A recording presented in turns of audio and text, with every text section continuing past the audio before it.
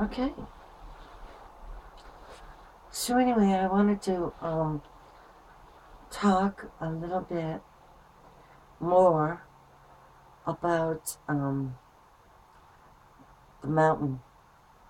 The mountain that separates the town of Lenox from Stockbridge. That mountain, which was once the hunting ground of our native inhabitants, the Indians, the Stockbridge Indians, sometimes called the Mohican Indians. Now, what is very intriguing to me about this mountain is a story that I heard of a priest that was being brought there. And as he passed by the estuary, which marks the entryway to the mountain, anybody who's been through that part of Lenox, he said, "Stop the car, I have to pray." Across from the estuary, you could see Kripalu. And that is the yoga site where they had a famous uprising, from all this harmonious peace and wonderment. All of a sudden, all these things came out about the corrupt nature of this supposed commune up on the mountain. And one night, one mistress found out about the other mistress, and they had it out in a big fight with furniture flying, and the harmony and peace was broken. But this place also has another story.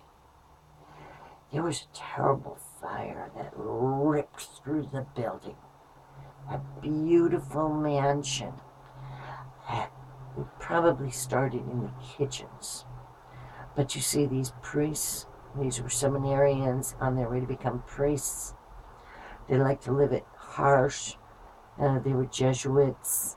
So they opened up the windows and the air fed the fire and it just took off. There was no way to put the fire out. It was between these two towns up on a mountain. And there the priests were stuck inside the building. Now some had escaped. And they could look up and see a priest. He was on fire. They said, "Father, John had no idea that his recovery was so miserable, as many people thought he might have been better off having burnt to death." There were 5 priests that were burnt to death that evening. It definitely made the news. There was going to be another fire in Lenox, and another story of a woman this time who burned to death in front of all of the townsfolk in a building right in the heart of Lenox.